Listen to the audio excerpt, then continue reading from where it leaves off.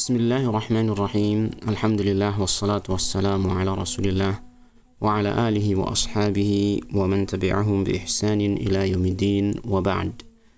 Alhamdulillah, ma'asyiral muslimin rahimani wa rahimakumullah. Kita akan melanjutkan pembacaan kitab A'lamus Sunnah Al-Mansyurah li'tiqadi at-ta'ifatin najiyatil mansurah karya Syekh Hafidh Ahmad Hakami rahimahullahu ta'ala. Dan ini adalah pertemuan yang ke-62 yang dalam pertemuan ini masih kita membaca penjelasan penulis yang berkaitan dengan al-iman bir-rusul.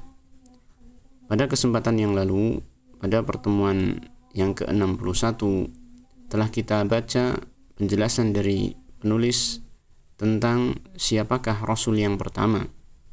Dan dia adalah Nabi Nuh alaihi salatu wassalam, yang mana Allah Ta'ala mengutus Nabi Nuh alaihi salatu wassalam ini setelah terjadinya perselisihan di tengah-tengah umat manusia, di mana Allah Subhanahu wa Ta'ala mencipta manusia yang pertama kali, yaitu Nabi Adam, yang beliau dan anak keturunannya masih berada di atas agama yang lurus, yaitu agama tauhid, sampai beberapa kurun, sampai 10 generasi atau 10 kurun, sebagaimana yang dikatakan oleh sahabat Abdullah bin Abbas radhiyallahu anhuma, bahwasanya manusia semenjak Nabi Adam sampai 10 kurun, sampai 10 generasi, mereka masih berada di atas tauhid. Lalu kemudian ini muncullah orang-orang yang mulai menyembah selain Allah Subhanahu wa Ta'ala, ini melakukan kesyirikan. Maka Allah Subhanahu wa Ta'ala mengutus utusannya yang pertama kali, yaitu Nabi Nuh alaihi salatu wassalam, yang bertujuan untuk mengembalikan manusia kepada agama yang lurus, yaitu agama tauhid. Nah, kemudian setelah kita mengetahui Rasul yang pertama adalah Nabi Nuh alaihi salatu wassalam, maka Syekh kemudian menyampaikan pertanyaan yang berikutnya, yaitu berkaitan dengan siapakah Rasul yang terakhir. Beliau mengatakan, man huwa khatamun nabiyyin, siapakah dia orang yang menjadi penutup para nabi. Ini nabi yang terakhir sekaligus dia sebagai rasul yang terakhir.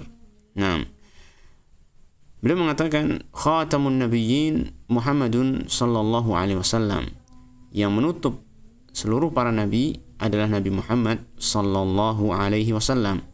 Nah, beliau adalah penutup para nabi, dan sekaligus kita katakan beliau adalah penutup para rasul. Dan ini sudah pasti. Kenapa? Karena sebagaimana diterangkan oleh para ulama rahimahumullah ta'ala, Rasul itu diangkat oleh Allah Subhanahu wa Ta'ala dari kalangan para nabi, ya.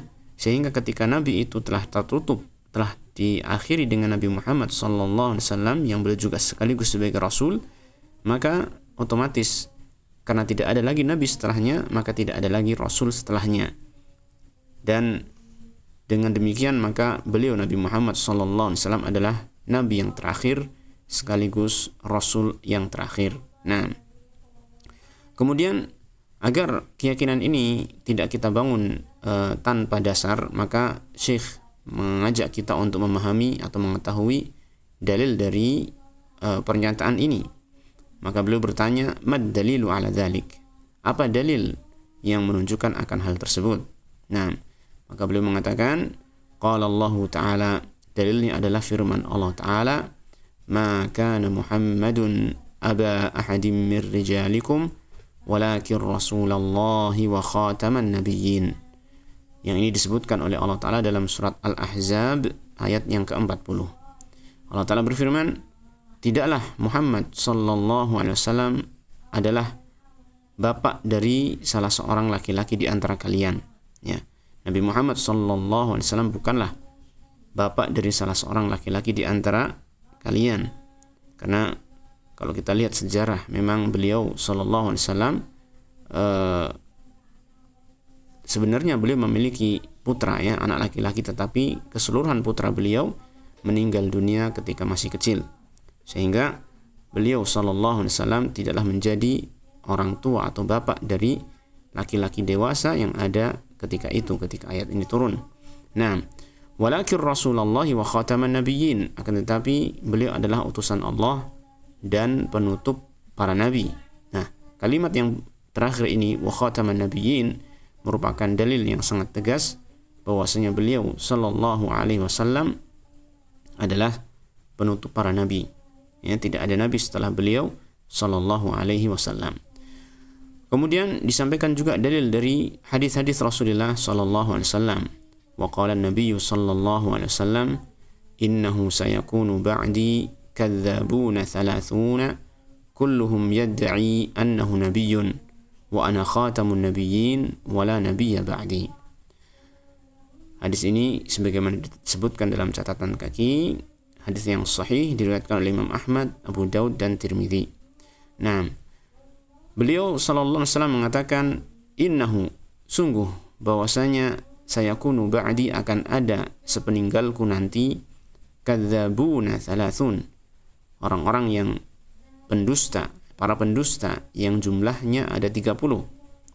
Kulluhum yadda'i annahu nabiyyun, setiap dari mereka mengaku sebagai nabi. Jadi Nabi Muhammad SAW telah mengabarkan semenjak dahulu bahwasanya nanti sepeninggal beliau SAW akan ada orang-orang yang suka berdusta kepada umat manusia, bahkan mereka mengklaim diri mereka sebagai nabi. Ya, dan ini kita saksikan bahwasanya banyak, bahkan di zaman kita pun ada orang-orang yang mengaku sebagai nabi, yang mana Nabi Muhammad SAW mengatakan, wa ana khatamun nabiyyin, padahal aku adalah penutup para nabi, wala nabiyya ba'di, dan tidak ada nabi lagi setelah diriku. Ya, jadi semua orang yang mengaku sebagai nabi setelah wafatnya Rasulullah SAW, maka kita harus meyakini bahwasanya mereka adalah pendusta. Mereka bukanlah nabi Allah, ya, bahkan mereka adalah teman-temannya syaitan. Nah, kemudian wafis sahihi, dan di dalam hadis yang sahih sebagaimana disebutkan dalam catatan kaki nomor 2, diriwayatkan oleh Imam Bukhari dan juga Muslim. Wafis sahih, dalam kitab sahih ini Bukhari dan Muslim, qauluhu li Ali radhiyallahu anhu, ada sabda beliau sallallahu alaihi wasallam kepada Ali radhiyallahu anhu, yang beliau mengatakan, ala tarda an takuna minni bimanzilati Haruna min Musa illa annahu la nabiyya ba'di. Rasulullah SAW berkata kepada Ali bin Abi Thalib, tidakkah engkau ridha wahai Ali, ya, engkau terhadapku itu sebagaimana kedudukannya Nabi Harun terhadap Nabi Musa alaihi wassalatu wassalam. Ini tatkala Nabi Musa alaihi salatu wassalam hendak pergi meninggalkan Bani Israel, maka Nabi Harun ditinggal, ya, sebagai pengganti dari Nabi Musa alaihi salam.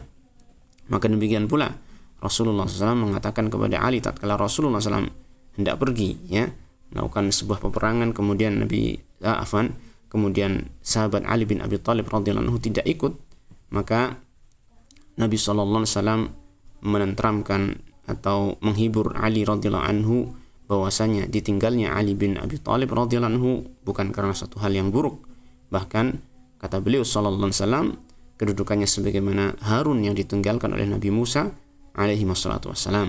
Ya, illa annahu la nabiyya ba'di. Lalu Nabi Muhammad sallallahu alaihi wasallam menegaskan ketika memperumpamakan beliau Ali bin Abi Thalib dengan Nabi Harun, ya, atau memperumpamakan kedudukan atau keadaan tersebut dengan keadaannya Nabi Harun dengan Nabi Musa, maka beliau menutup yakni persangkaan orang-orang yang barangkali menganggap Ali bin Abi Thalib itu sebagai nabi, ya, sebagaimana Musa dan Harun keduanya adalah nabi.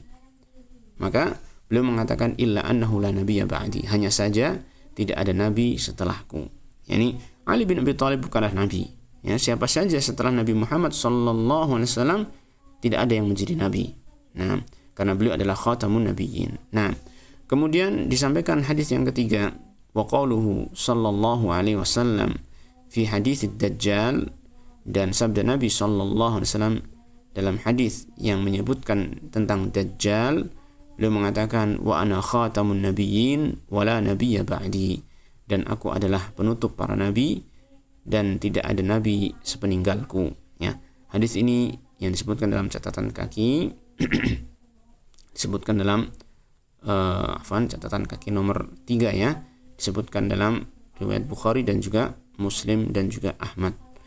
Yang Kemudian beliau mengatakan wa ghairu dzalika katsirun, dan selain daripada hadis-hadis tersebut yang masih banyak lagi yang menunjukkan bahwasanya beliau Rasulullah Muhammad sallallahu alaihi wasallam adalah nabi Allah taala yang terakhir, tidak ada nabi setelah beliau sallallahu alaihi wasallam. Inilah barangkali yang bisa kita bacakan pada kesempatan kali ini.